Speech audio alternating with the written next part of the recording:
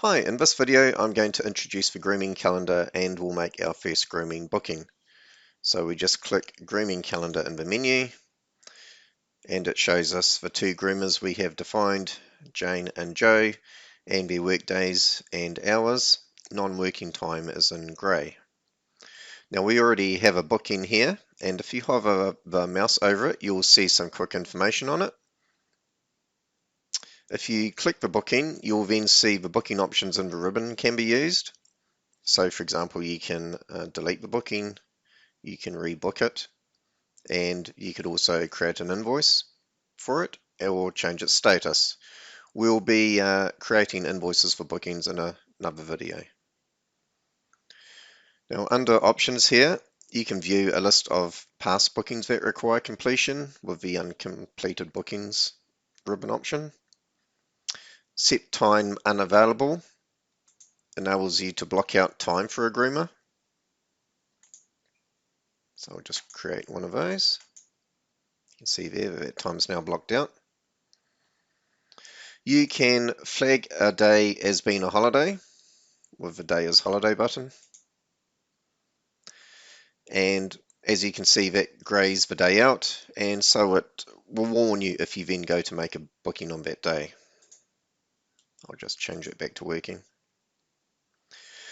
Under Navigate, you have options to change the date showing. And you can also zoom in and out of each day to see more or less of it on screen at any one time. The Arrange section lets you view the calendar in a number of different ways. So for example, you can view a month at a time, or just one day, or the one I prefer, which is Work Week View, which shows you just the days you're open, and the days you're not working on will be grayed out. Now under View Options, we have a display setting which controls what text is shown on each booking. So for example, if I change it to Customer Pet, you'll see that that shows the customer and the pet name. Pet customer shows the pet's names first and then the customer name. You can choose to view just one groomer. So for example, you can just choose Jane here just to see Jane's schedule.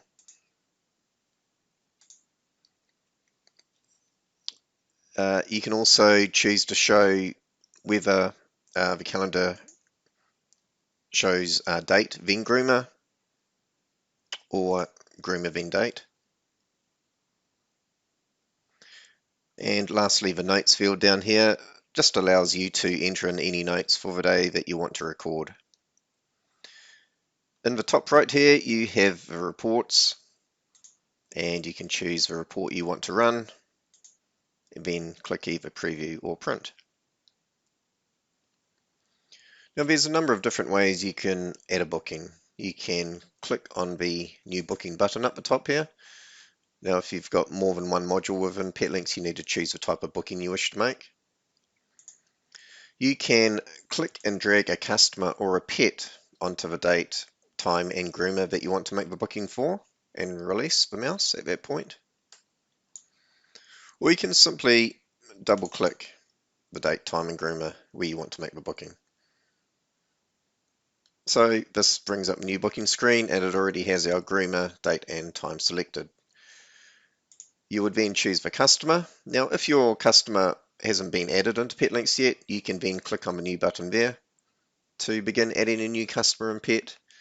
You can also use Find Customer, so this enables you to look for a customer by phone number, by address, by pet name, or you can just simply click the customer that you require. This automatically selects all the pets for that customer, and you can select or unselect each pet as required. You can choose to have a booking that recurs.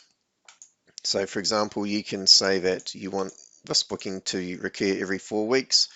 Once you save this booking, PetLinx will go through and create bookings every 4 weeks with these exact same details. Another option here is to say I want to make it on the, for example, second Tuesday of every month, and again PetLinx will create bookings matching that. Under service, you choose one or more services that you will be providing. So for example, I'll choose full service here. You can choose whether it applies to both pets or just one of the pets. You can change the rate if you need to. And notice as this service is for 2 pets, it's multiplying our rate by 2, so the total including sales tax is $77. When you've chosen your service there, just click anywhere off and you can then add a second service.